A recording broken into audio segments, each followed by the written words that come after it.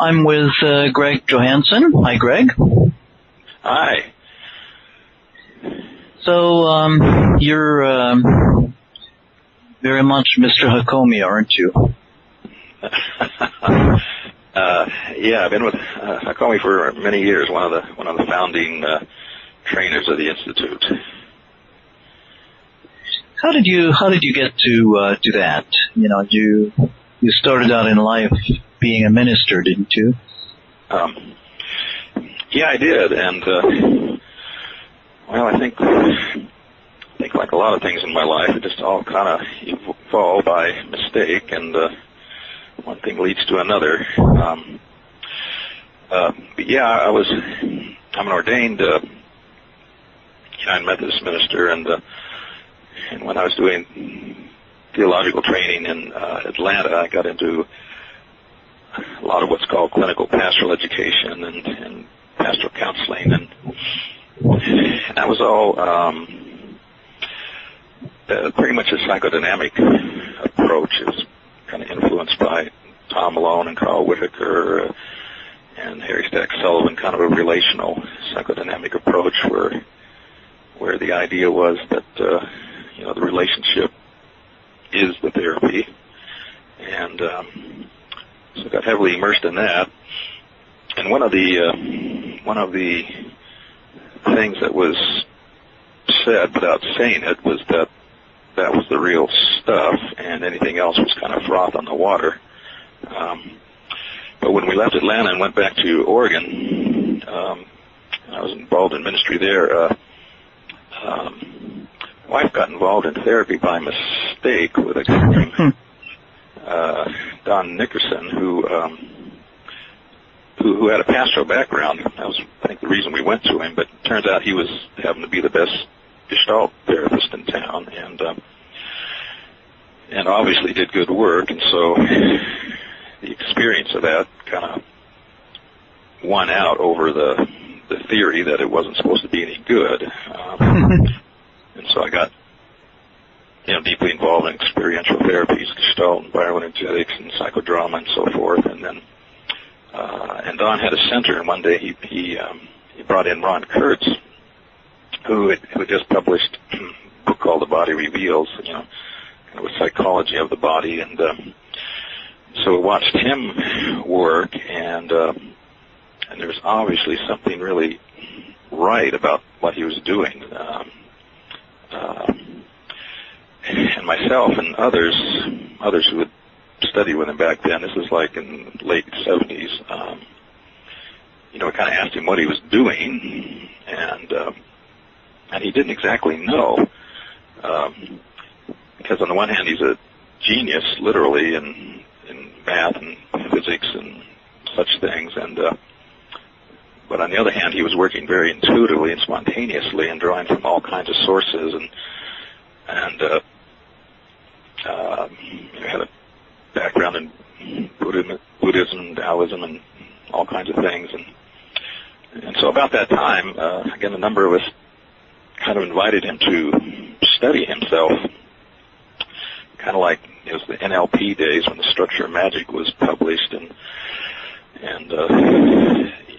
you look at master therapists to see what they're doing, to see if there's anything you could learn from it. And so studying himself and our studying him and so forth, over 3 or 4 years, we actually did discover that there was an underlying method that you could actually teach to other people. Mm-hmm. A linear method that goes along with keying off the spontaneous in the work. And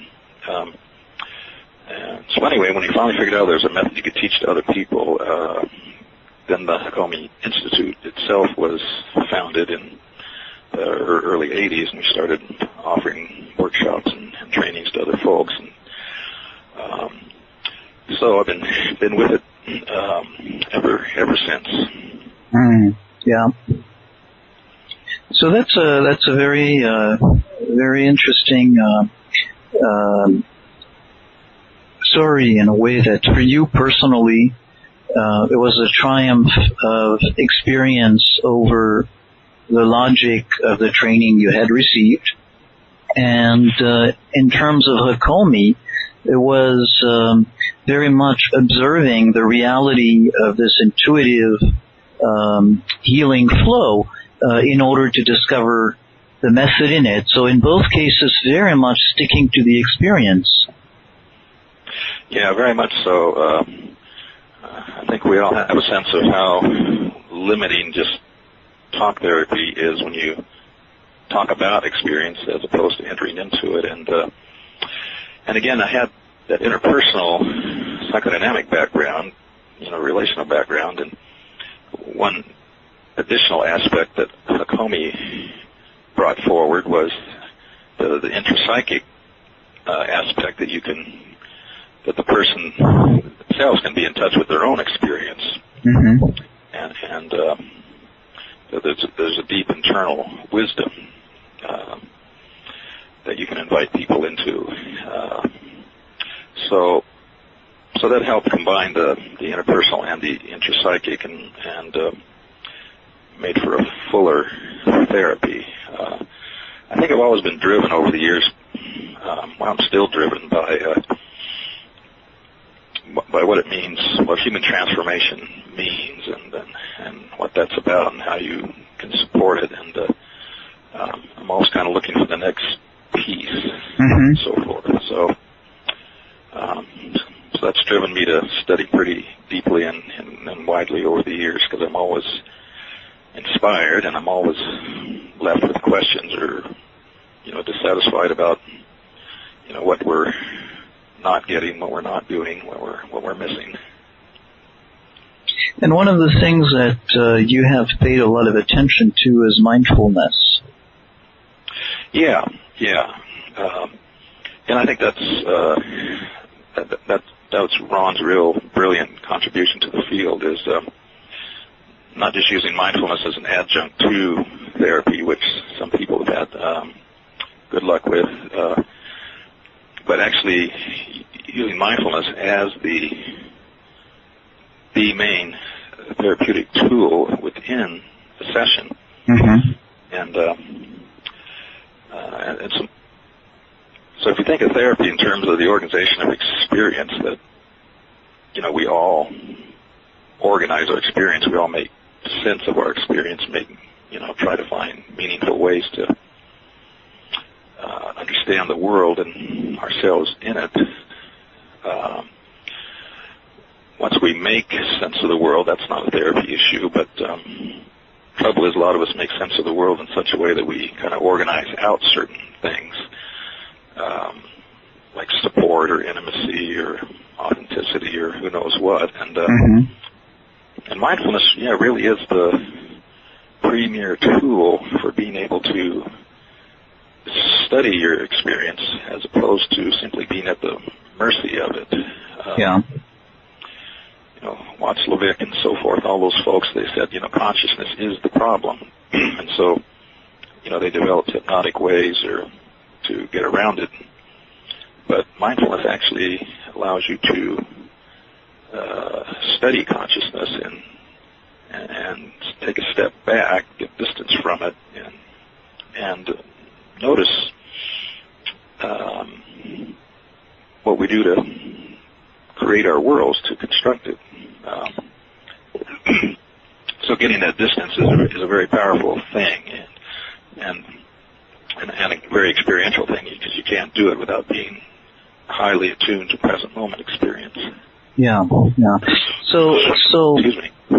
Mindfulness is one of these words that can be intimidating to some people, because maybe it can evoke the idea of being so in tune with the moment that it's almost beyond normal.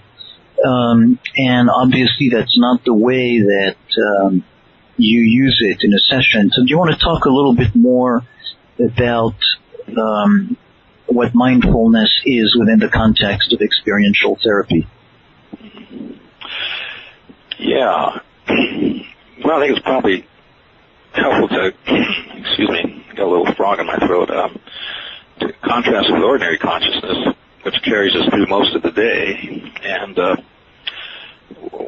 one of the characteristics of ordinary consciousness is that our awareness is kind of out there in the world, attending to whatever we're doing, which means we are doing something. We have some plan, some agenda, and most of what we do is automatic. We don't have to think about it. You don't have to think about shifting gears in the car if you're an experienced driver, and that's good.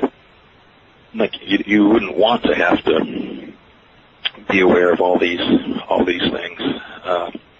And so normally ordinary consciousness, carries us through the day, and it's just fine.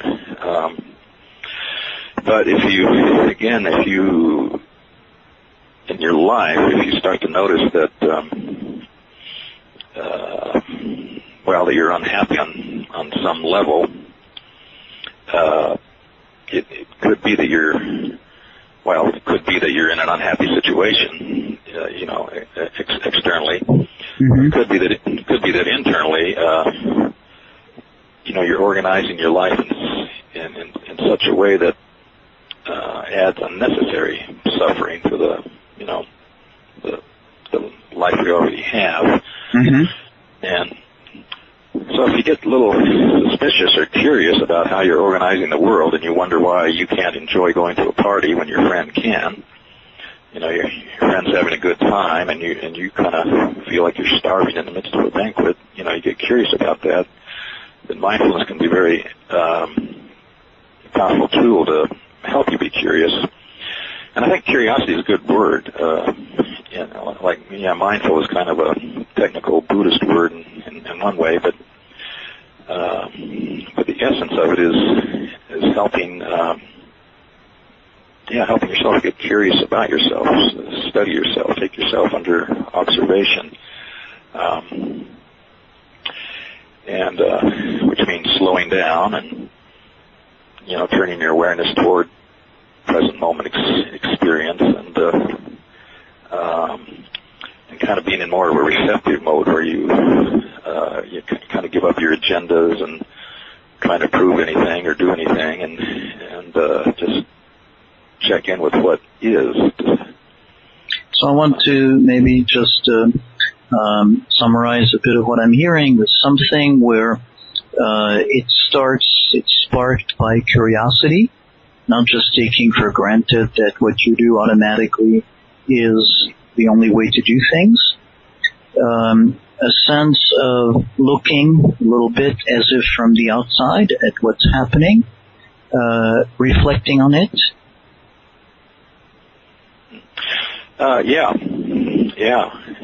Kind of just saying hi to yourself. And again, sometimes it's a little hard to sort out. Like one time, this one woman came to me and wanted to do a session, and she says, "I'm sad, and because my boyfriend just left me," and so I said, like, well, that sounds appropriate. Your boyfriend leaves you, and there's grief. You feel sad, so it doesn't exactly sound like a therapy issue. It's mm-hmm. Like that's life. And she says, well, yeah, I know, but on the other hand, this is the fourth time this has happened in a row where I go through this relationship, and we go through this certain thing, and the guy ends up leaving, and I end up sad, and so it makes me curious about why do I end up in these semi-abusive relationships all the time? Mm-hmm. So I said, like, oh, okay, all right. So there's a habit or a pattern here that we might be useful to get curious about, and so we did. We started into a therapeutic process and started to mindfully, check in more closely with her experience and what made her attracted to certain kinds of guys and so forth. And the great thing about mindfulness is if you become aware of some aspect of your creation, and mindfulness, part of the underlying theory is that life is a creative act, at least in part. We're certainly co-creators of our world. And so that means any sensation or feeling or memory or posture or anything is something we've created. And if you become mindful of it, and it's like you start following a thread that goes backward or goes from surface structure more deeply into the core organizing beliefs that created that something we started with. So you go from the creation to the creator, and the creator is usually some belief about life and the world. And again, it might be a problematic belief. Like if you think that if you had the experience as a young person that you weren't supported, and it might have been totally true,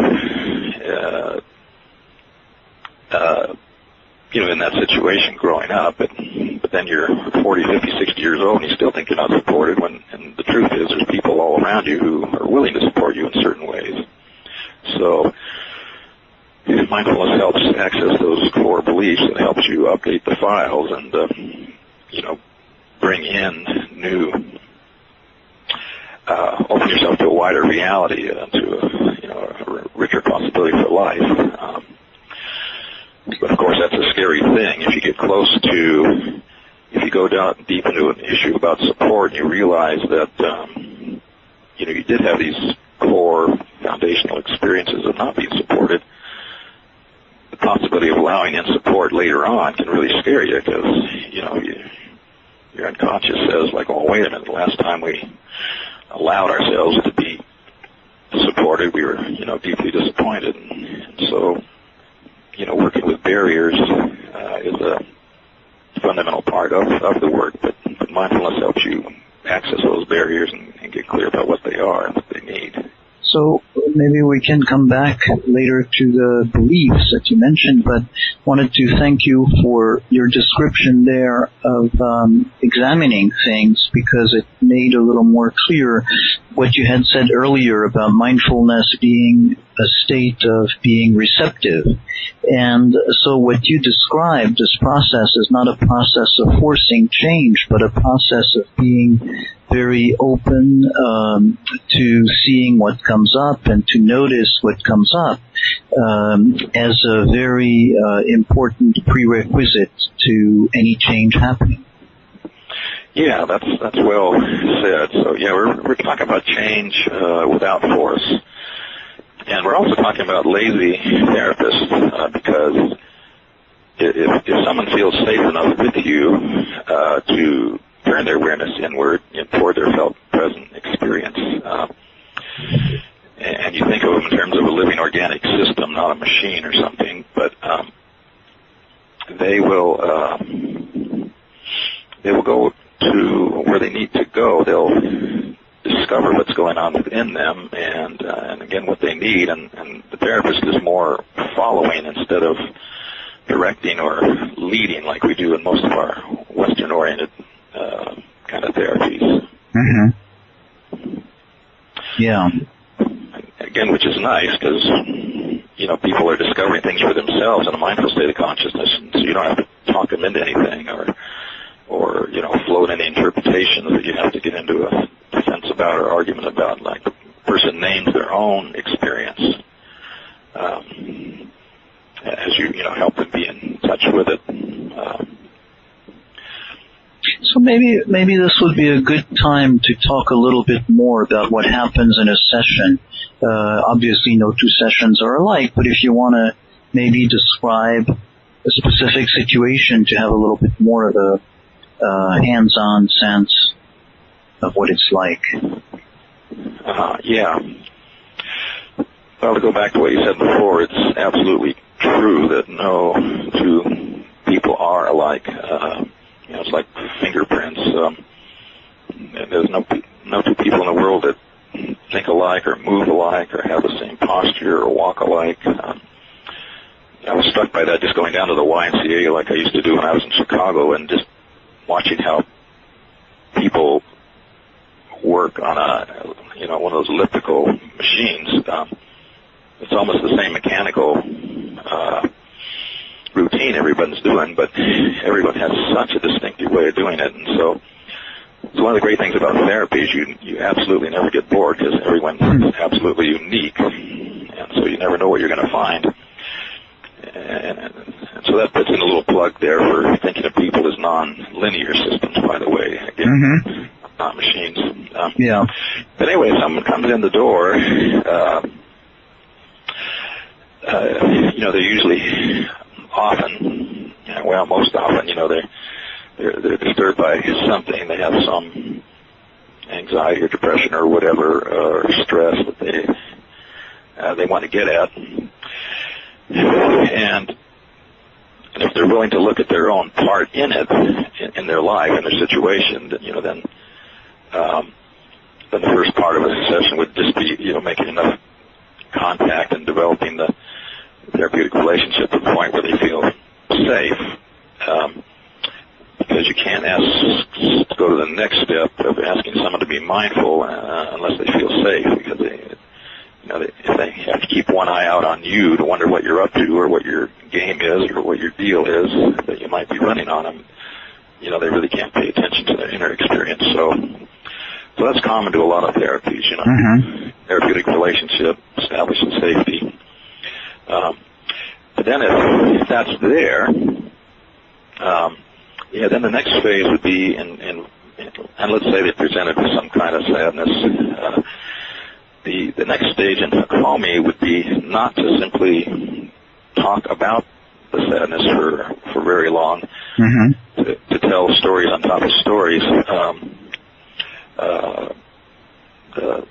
The next phase would be what we call accessing, which is inviting mindfulness and teaching someone, and it takes more or less teaching depending on the person and what their background is, but teaching them to become mindful by inviting them to study, be curious about the sadness. And so many ways of doing that. And, a simple way might be to say, like, well, why don't we just slow down and notice where the sadness is in your body right now.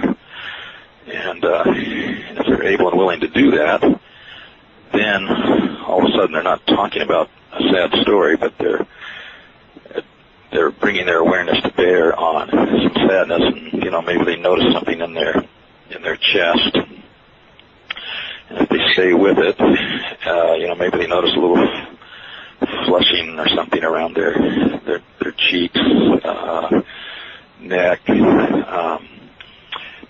and kind of like focusing, they might discover like, sadness isn't quite the right word here. It's actually has more of a quality of grief. So you end up with that felt sense of rightness, like, grief is a better word. There's a felt sense of resonance with that word more than the word sadness.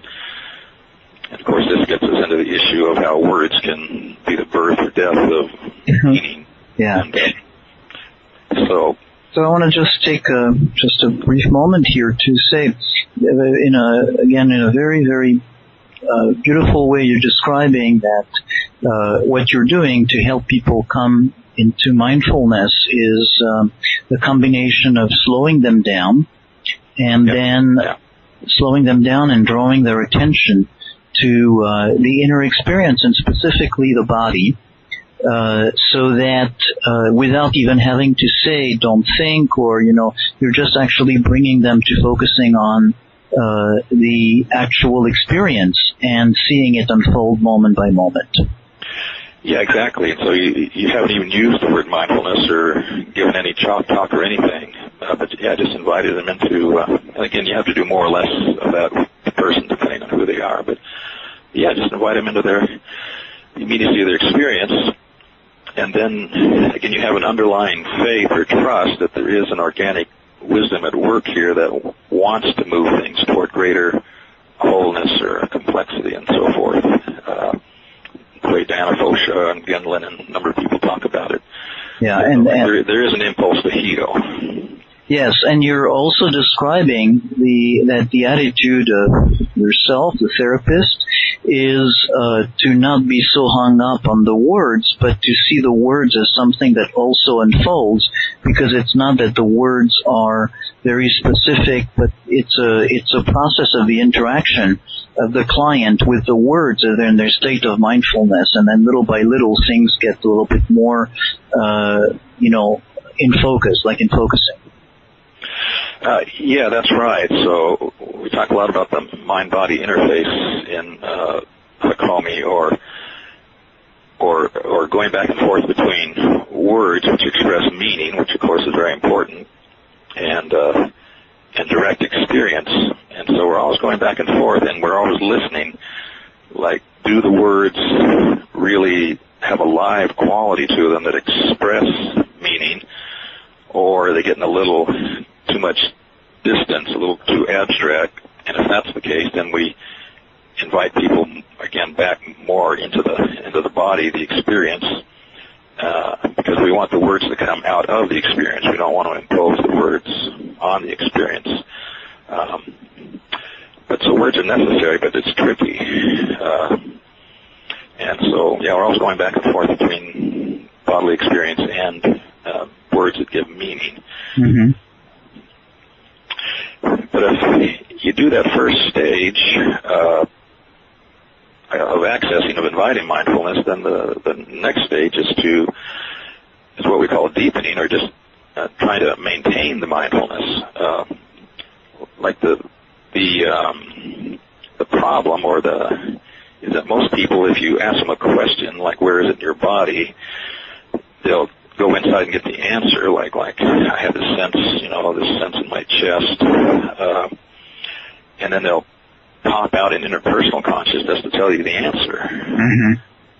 And so the next stage in Hakomi is to try to maintain the mindfulness by teaching someone, by saying to them, I'd like you to report on your experience, but see if you can name it without leaving it. You don't have to come out of it to tell me about it. And so, they say, I sense this thing in my chest, and so, a deepening kind of response might be to say, yeah, so what's the quality of that sense? Is it like a buzzing or a prickling or a this or that? Like the question doesn't matter. The function of the question matters, that it just keeps them in their experience longer and more deeply. And so they, again, say yeah, it has a quality of grief. And so then, again, you might say, well, you wouldn't say it, but you would do it. You'd want to go from the general to the specific, oh, grief. And, grief you lost something, or grief you didn't get something, and again, you just float this little list, this laundry list, and you let it float, and the effect is they have to check their experience to see whether one of your possibilities is right and resonates, or whether there's, some other possibility that comes out of them that's right with the grief. And so, maybe they sense you had something like I lost something somehow. And so again, now we're deepening, and if we stay mindful with that, okay, so there's a sense of lostness, let's hang out with this lostness. What's that like? What's your experience of that? And if you stay with it, then it'll often deepen into maybe a core memory that underlies the grief, the sense of lostness. Mm-hmm. So through this process, the role of the therapist is to help the client stay inside the experience, not to come out of it in order to report it. And by doing that, you deepen the experience and eventually have the possibility of reaching some more core beliefs. Yeah, exactly. And once you get to a core belief, then that's a creative place where the possibility arises of reorganizing around a more expanded belief. And so again, maybe the core belief in this case we're talking about is that they were in a relationship, and maybe someone was lost, like a parent died or something, or a friend went away, and it hurt them deeply, and so now they're afraid to enter deeply into relationships because they have this core memory of, when you enter in a relationship, you might be setting yourself up for deep grief and loss and hurt. Mm-hmm. And so then what we often do, and this is one of the things Kurt's invented, I think is very brilliant, you'll often say, when you get a sense of what someone's core belief is, you'll often introduce to them as a mindful experiment in awareness, you'll often introduce to them the exact opposite belief of how they're organized. Mm-hmm. And when you do that, if you're right, if you have the belief, if you're getting the belief right, and you come up with the opposite, then again you're pretty much assured that you're going to come up with the barriers to taking in a new, more expanded belief and what's going on with that. And so in this case, you might set up an experiment in awareness where you ask them to study themselves and what happens when you say to them that it's, okay to enter deeply into new relationships. And then the part of them that is not okay with it will usually pop up and say, oh no, don't do that, or you can't do that because it might be lost and you'll be devastated and you'll be, so again, it evokes the core. Yeah. And by the way, that can be a misunderstanding of Hakomi. If someone sees that we say something to someone, it's usually in a positive form, like, it's okay to take in support, or you're okay the way you are. Mm-hmm. We're not doing affirmations. We're not trying to talk somebody into something. We're trying to, if I say to you that you're a good person, and you kind of have a warm feeling in relation to that pretty much tells us that you have no issue with that. Right. You're a good person.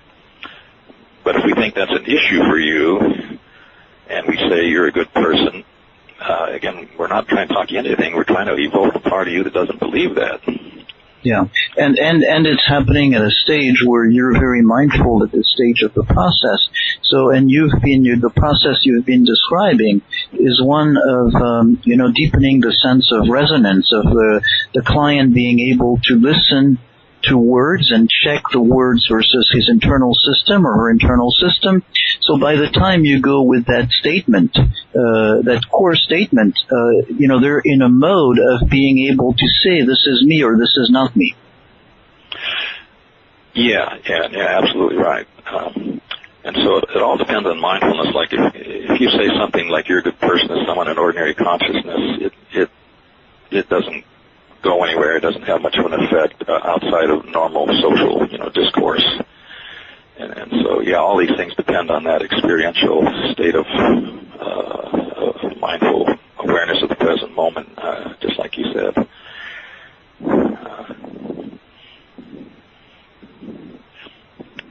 And so, it's okay if I add in another piece here. Mm-hmm. So part of how this all fits into me in terms of my background in theology as well as therapy and all that is that I'm really at base, I think I'm really a sweet, gentle imperialist trying to take over the world. And Hakomi is one of my tools. And what I like to do is take over the world in the service of compassion. It's like the Dalai Lama says that that's the next stage for evolution for the culture of the world in general. We need to learn to be more compassionate, and in the Christian heritage, my heritage, compassion is no small thing to talk about.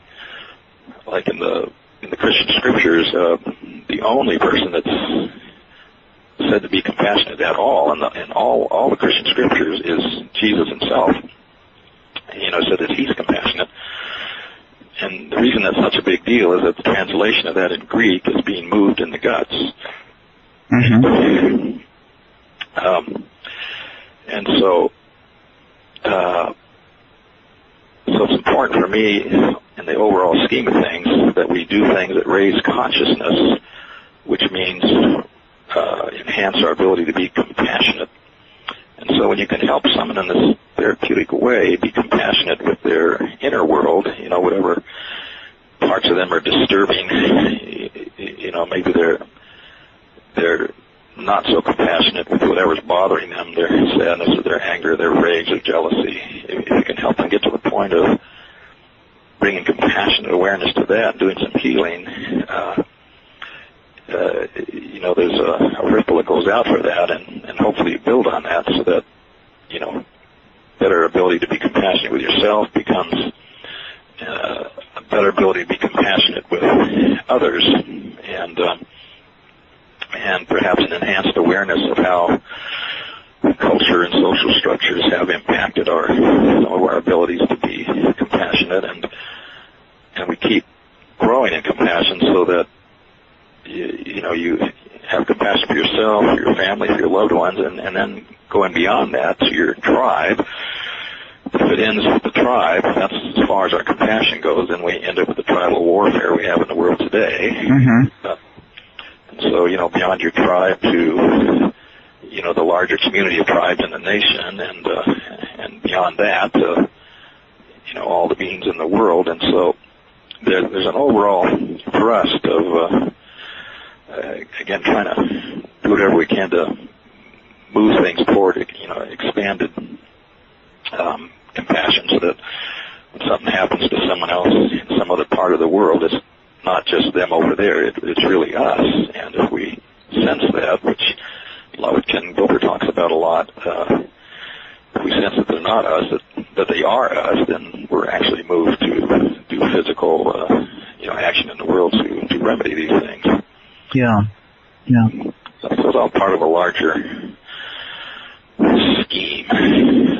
Yes, so that in a way, as you are doing therapy, it's not something that is in a way limited to therapy, but it has a connection with something larger, both in a spiritual sense, but also in a very practical sense of improving the world. Yeah, right, and that's why I really stayed with Hakomi all these years, because not so much just of the technique, but because of the principles. This recording is part of the Somatic Mindfulness and Relational Psychotherapy podcast. See the website relationalimplicit.com.